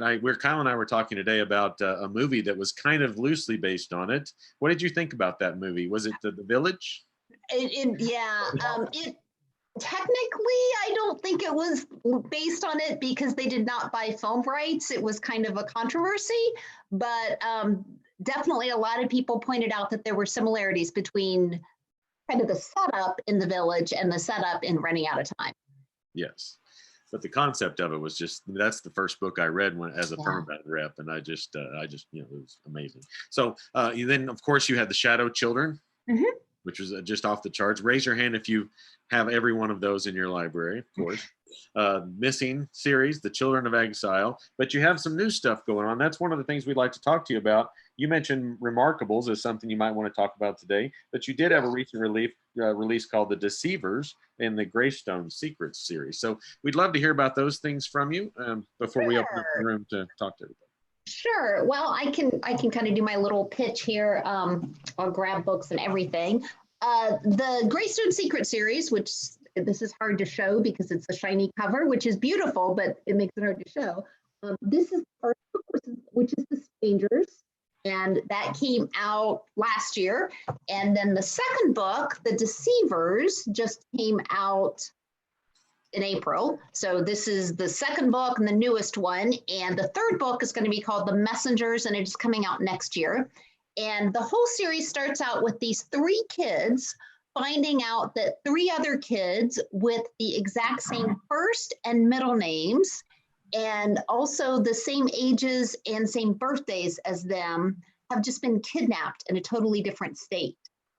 And they're pretty sure that there's some connection between these other kids that they've never met before, who have all these similarities to them, who have just been kidnapped, and them, and they are right. There is a connection, but of course I am not going to tell you what it is at this point. And they end up having to solve a lot of codes and dealing with some very mysterious situations before they figure out anything resembling what's going on. And they end up having to go into danger and having quite a few adventures. And it was really fun. It's told from the perspective of each of the 3 kids, Ben and Emma and Chess, and they all have very different personalities. Ben is kind of this bouncy 8-year-old. Emma is a 10-year-old who loves math, and then Chess is very serious. So it was a lot of fun for me to change back and forth between the 3 perspectives. So that's the Greystone Secret series. And then this is Remarkables, and it is about a girl named Marin who has just moved to a new community, a new state, new house, new town, everything's new. And a lot of kids in that type of a situation would not be happy. Most kids on the verge of going into middle school do not want to have to move.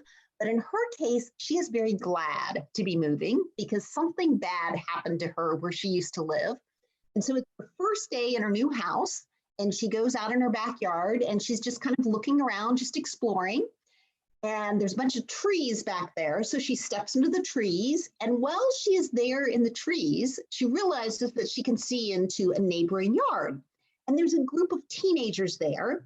And she thinks they just look really happy. And she thinks, that's what I want. I want friends I can just be happy with.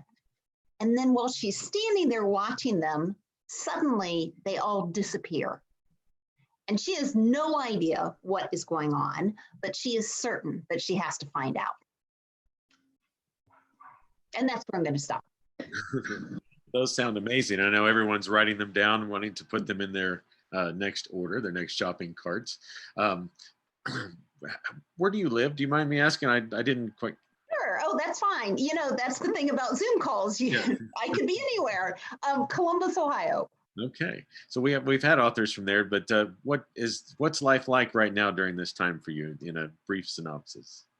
Well, I have been just pretty much staying home. I've been doing a lot of these Zoom calls, which you guys probably are too. I feel so bad for schools having had to just scramble and shut down very quickly. And so I was supposed to be doing a lot of travel this spring, but obviously not doing that. And I'm glad that I've been able to stay healthy. My husband and I also, my husband also travels a lot for his job and then works from home when he's not traveling. So for us, it's kind of been like, okay, we're just in the non-traveling part of our lives. And so I think we've had it a lot easier than a lot of people in that sense, but it's, you know, it's definitely a very interesting time that we're living in.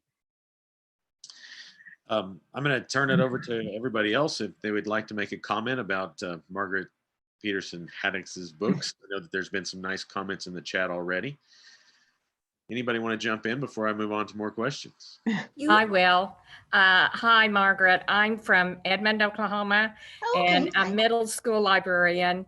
And from Running Out of Time to The Remarkables to the Missing series, thank you so much for writing books that kids love, that they can really get into, that we can book talk, we can use in the classroom. They're clean reads.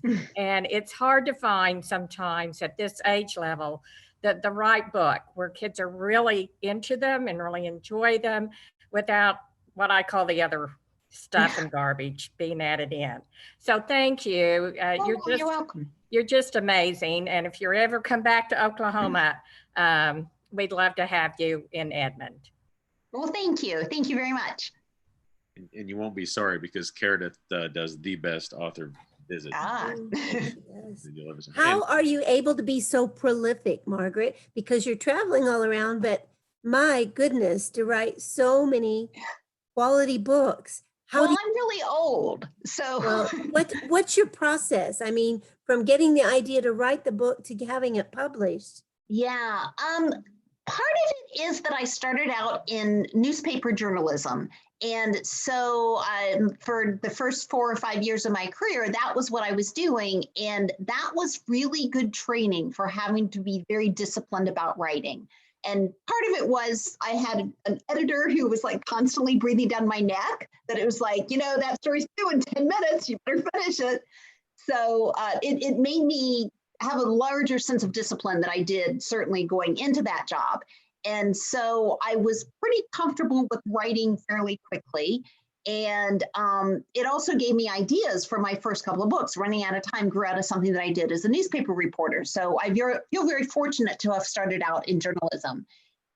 Usually what I do, sometimes the ideas kind of linger in the back of my mind for a very long time.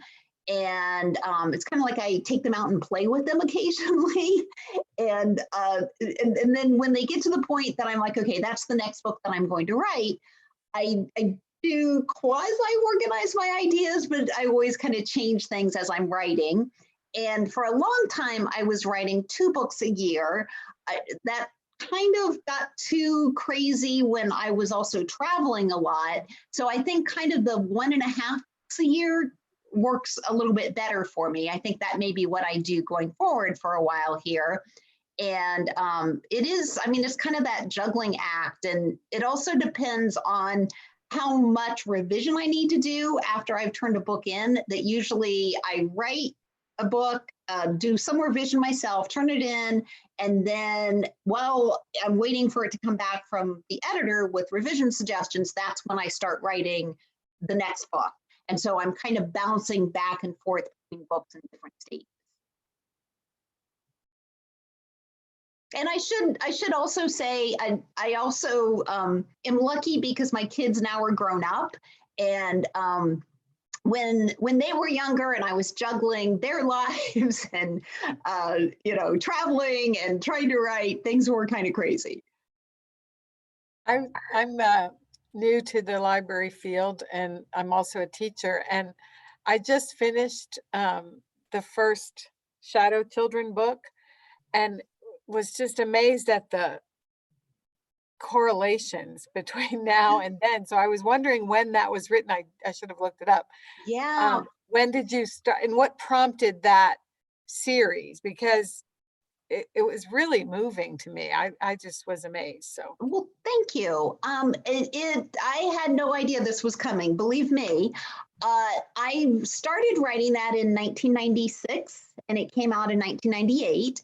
And the impetus for it was because at that point, my husband and I had 2 kids, and we were talking about whether or not we wanted to have a 3rd child. And it had been a really easy decision for us to have kids in the first place. It had been a really easy decision to have the 2nd child because we knew we wanted to have more than one. But that decision, do we want 2? Do we want 3? we really deliberated and debated about that, and some of it depended on how the kids were behaving. When they were being sweet and loving and charming, we'd be like, let's have 1,000.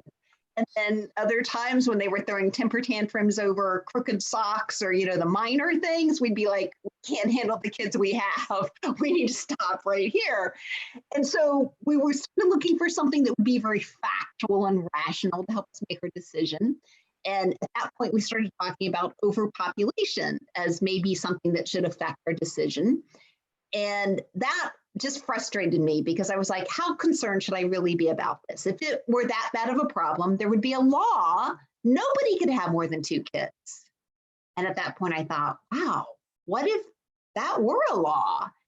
And I was aware that there are population control laws in other countries, particularly China at that point had a 1-child rule that was very strictly enforced.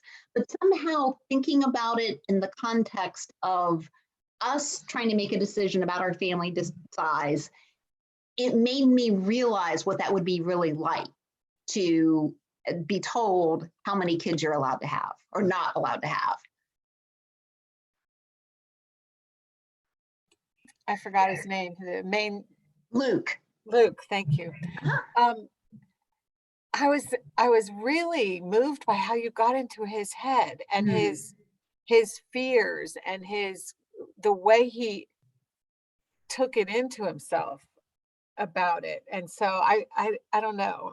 I just was really amazed at that level of character building. So thank you. Very, very interesting. Yeah. Thank you. Recently, we were speaking with an author, and they were talking about how they go on this journey with the characters, and then once the book is over, they miss them dearly. Rather than ask you like what your favorite character was, what's a character that you've written about in one of your series or just one of your books that just when they come to mind, you miss them, you're sad, you miss the journey they went on? Do you have anything? Do you go through anything like that with them? Yeah, I can tell you when, Luke is an example here because I felt a great sense of connection to him, partly because I wrote a 7-book series related to, not that he was the main character in every single one, but I felt like I'd watched him grow up. And when I got to the end of that series, I kind of felt, I remember thinking at the time, this must be what it feels like to send a kid off to college. That you're like, okay, you're grown up now, bye. And after that, I mean, since then, I've now sent actual kids off to college, and the emotional impact is not the same. I mean, it is much harder to send your real children off to college. But it is kind of a similar situation that I knew it was time to be done writing that series because I kind of felt like he was more mature than I was. But it was hard. And I mean, I do kind of even think sometimes, well, gosh, I wonder how Luke's doing now. And speaking of your kids, would we, as we read your books, would we see your kids in there with their personalities and in some of your books? I can say that when I started writing the Missing series, Jonah, the main character, was a 7th grader. And that was the year that my son, whose name is Connor, was a 7th grader. And so I wasn't consciously trying to make Jonah like Connor, but every single time I would think, well, what are 7th grade boys interested in? What are they like? I'd be like, well, duh, I live with one. And so then when the book came out, my sister read it and she's like, wow, Jonah is so much like Connor. And that was a surprise to me. I had not thought of it that way, but as I thought about it, I was like, yeah, you're kind of right. But then I said, well, at least we know Connor wasn't like traveling through time and going into dangerous situations in all sorts of centuries during his middle school years. And then I thought about it. I'm like, no, I don't actually know that because if he were, he would not tell me. So yeah, maybe that was happening and I didn't know. I just want to personally say that I have read, I've only read 2 of your books. I'm going to say right now, it's Running Out of Time and Among the Hidden. But I have read a lot of books over the years, and those 2 books have stuck with me more than any other book that I have ever read. I have told so many people about Running Out of Time over the years because I just absolutely love that story. Oh. Just lost him. Kyle froze up there for a second. He'll be back with us in a second. But Tammy Gibbs just put a question on the chat. Because I just. Oh. Sorry, you froze up for about 30 seconds. Oh, that's okay. I said what I needed to say. I loved both those books. They both have stuck with me after all these years. And they were right at the very beginning of my career with Permabound. Very and cool. I still talk about those books to schools that I visit. So anyway. Thank you. Tammy Gibbs put a question. How did you decide which time periods to choose for the Missing series? It was totally determined by who the kids' secret identities were, which I know I'm being very vague in the answer. And it was kind of weird because initially some of the time periods were time periods that I thought of as boring. And I'm like, do I really have to write about the 1500s? Nothing happened in the 1500s. And then as I was doing research for the books that I was going to be writing, I was like, everything happened in this era.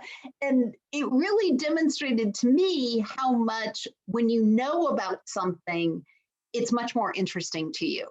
And the first couple of books that I read when I was doing research for the second book, which is called Scent, it was really hard for me because I didn't know that much about that particular era in British history or English history. But then by the third book, I'm like, oh yeah, I know all about this. So it really became a situation where I was trying to share what became fascinations for me with the kids who would be reading the books. And probably of the time periods that I wrote about, the one that I was most interested in going into was the Roanoke colony story, which is explored in the third book, Sabotaged. And I loved the research for that. And there were just so many.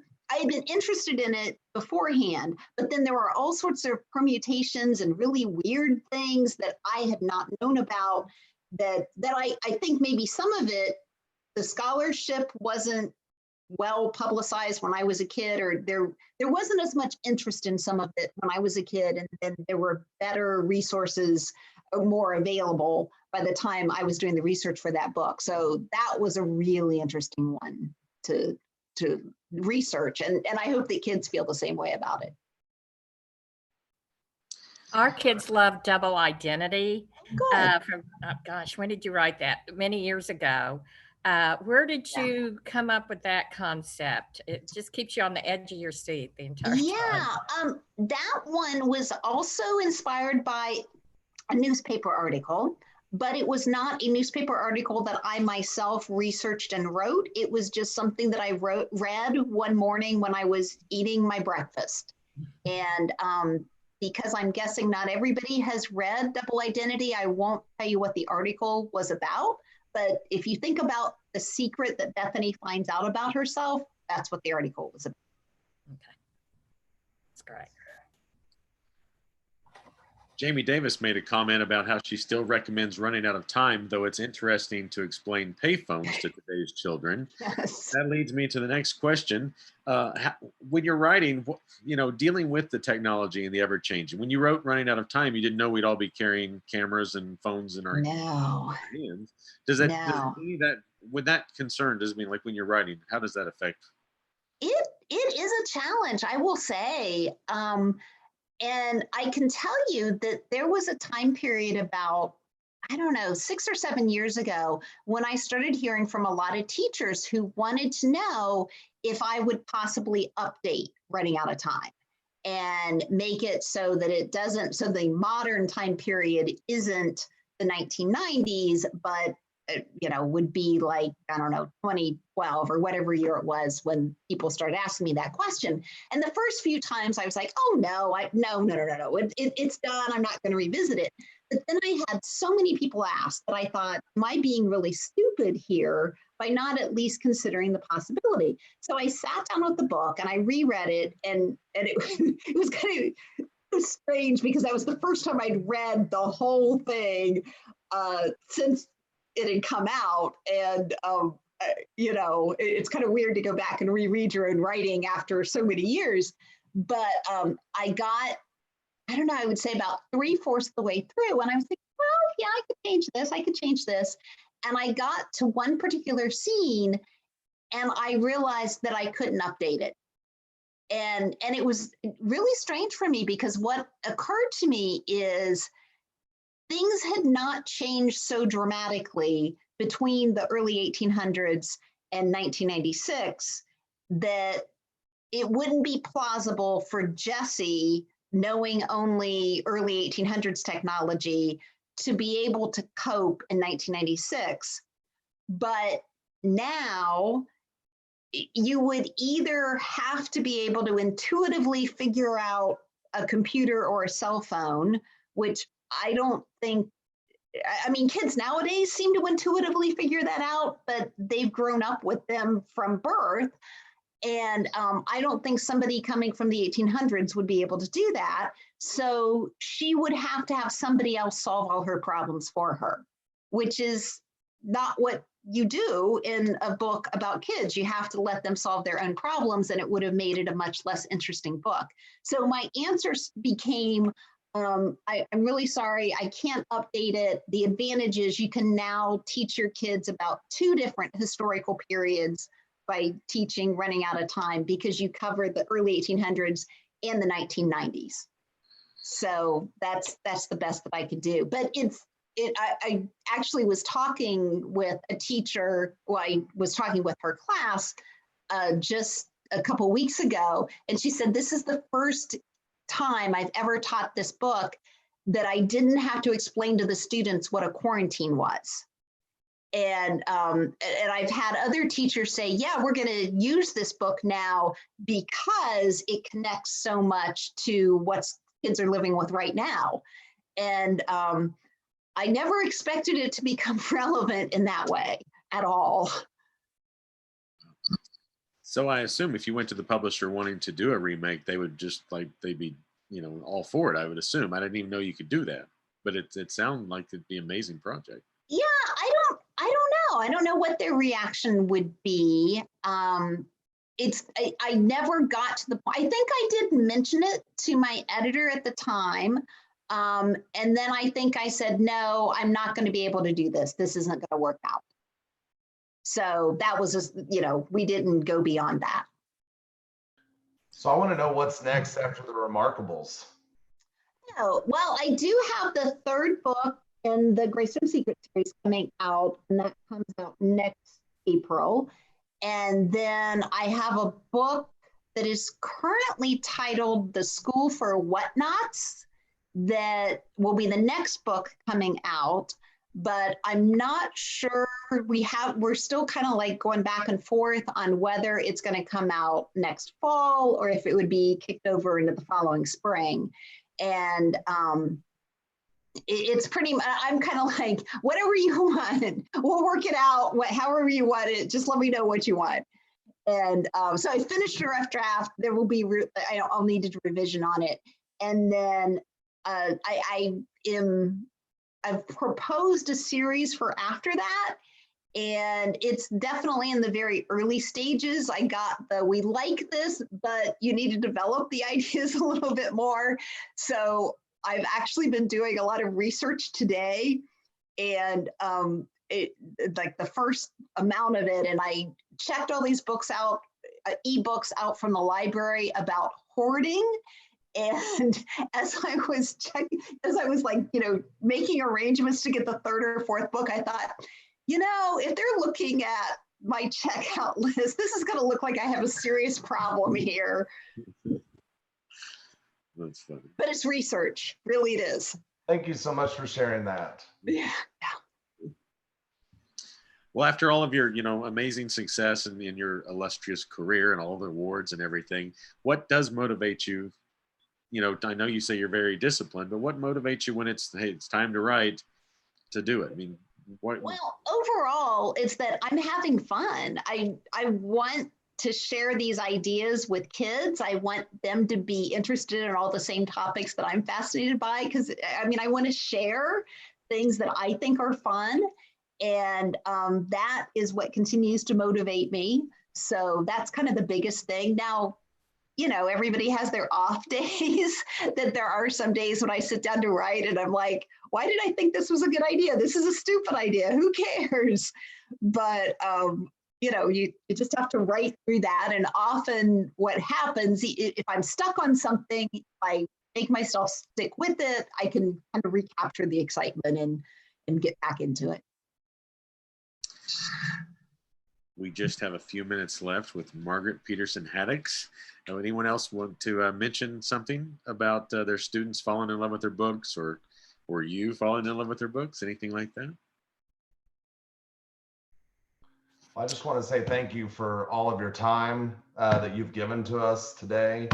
And it was just, I was also met you way back in 97 or 98, whenever that was. And long time ago. It was. And it's just so good to see you again. So just so good to see you again. Well, and it's nice to see you guys still doing what you do. That's great. Haven't changed. My experience. We're still selling. My experience meeting you was at TLA, and everyone in this room knows that I'm a bit of an author stalker at TLA. I go stand in their lines to get autographs. Well, on your particular case, the line was 8 miles long, and so I knew there was no chance. So I kind of followed you to your booth after your book signing, to the Scholastic booth, or whoever your publisher was at the time. And I just, mousy style, like, would you please sign this book? You were so sweet. You did. It's one of my that's nice. My most cherished autograph in the author world. So thank you for it. Was running out of time actually too. That's great. Okay, is that it? No one else? Comments, questions? Okay. Well, thank you for honoring us today with your time and, of course, your talents writing for kids. And this has been so much fun, and thank you for doing it. We hope you'll come back to Oklahoma. I know somebody had you right before the quarantine, and there's a lot of people here who would love to have you visit their school. So next time you're coming to Oklahoma, holler at us, and we'll help you find some other schools to. Okay, sounds good. Thank you so much. Thank you. Take care. Congratulations. Bye. All right.